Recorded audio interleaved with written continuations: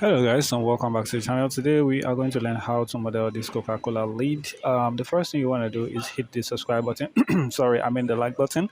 That would actually help me with the YouTube algorithm. So if this is what you want to learn, keep watching and let's just jump in. So with the new scene open up in Blender, you want to delete everything. Press X and delete. You want to go Shift A mesh and then go and get a cylinder.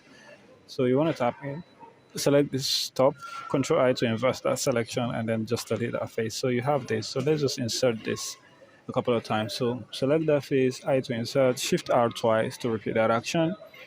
And then with your edge select option, you want to loop select this edge, Shift Alt, select this edge, and then E to extrude on the Z axis like that.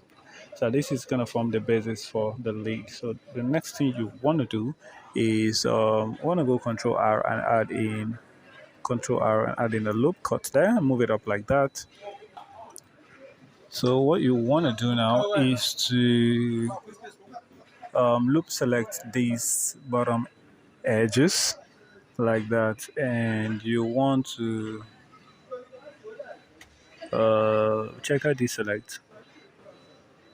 That is press F3 and then check out deselect, and actually you can just go ahead and bevel this, right, and use it to make the zigzag edges of your lead. It's not going to be too populated with zigzag and all of that, but I'm trying to get the edges to have as much zigzag as possible. So I'm not going to work with this. So what I am going to do is I'm going to deselect that, Control Z to undo that, and then we're going to box select all of these bottom edges, and we're going to go we're going to bevel all of these edges, right?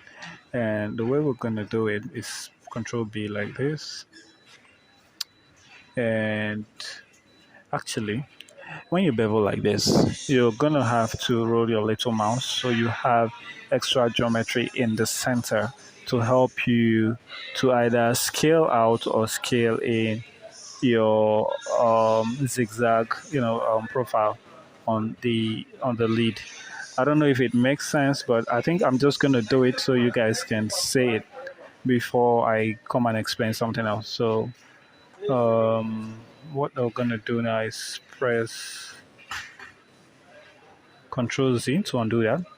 Now Control B to bevel and then roll your mouse and you have this, extra loop in the middle. Now this extra loop is going to help you to be able to, scale out the zigzag pattern or scale it in. So let's select this and Shift G, press similar length, and then let's just reduce the threshold like that until it's, down like this. What we're just basically trying to do is to select the similar length going around, but if it's not working, you can just manually do it.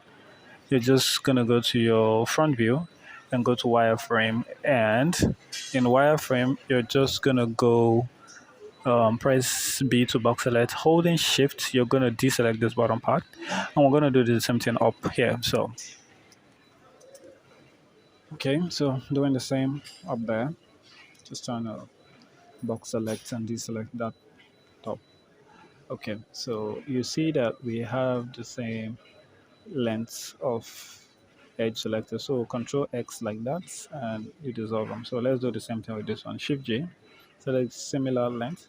Now here is where this gets really interesting because we're going to use the checker deselect on this one, but we're going to select only one out of four, and then skip another three and select one like that, like that, like that. So let's go ahead and press F3, checker deselect, and we're going to deselect 3 and select 2. So come here and deselect 3 and select only 1, rather. Now we're going to adjust the offset so we know which of them we're selecting. So let's go down to the offset. And now we know the one we're selecting. So we deselect 2 and select 1. Okay, that's perfect. Now let's go to our top view and then scale it out like that. Don't worry, to make sense in a minute. For now, it's looking a little bit jaggedy and funny looking, but don't worry. So this is basically what we need to do. And let's tap out and control one to add one level of subdivision. As a matter of fact, let's make it two levels of subdivision like that. Right click and go shade smooth. Now what we could do to make this a little better is to tap in. First of all, turn off this subdivision and let's go to our face select option and select this face. Shift G and let's select similar area. And let's go Alt S. No, no, not Alt S. Control E. No, not Control A. Want to go Alt E and then extrude faces along normals like that. Just take it in a little bit and then something like that. Something like that should work.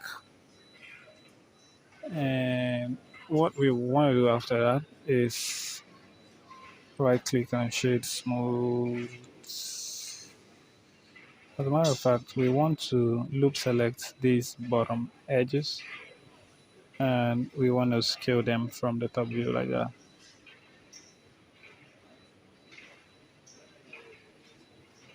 And that should give us a basic um, Coca-Cola bottle lid because that's what we're trying to model here. Now let's split the screen and go to our shader editor, press N to close that. And now we're gonna give materials to this. So let's select this principal BSDF, Control T with your node wrangler add-on enabled, of course. I wanna go open, go to where I have the image saved, and I'll just pick the Coca-Cola bottle image that I have.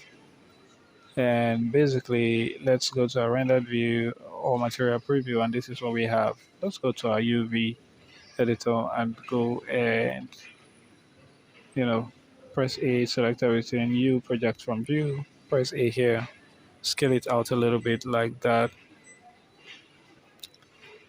And that should have it in the right place. So let's go material preview now, and now we have this. So what we could do is we're going to duplicate that. Um, we're going to duplicate it, the image texture, and plug it to the roughness. That should give us a little shiny material. So plug color to roughness. That should make it a little bit shiny. So that has been the tutorial, guys. There's a whole lot of things you could do at this point to make this look better, but this is just what I'm going to go with for the purpose of this tutorial. So if you have made it this far,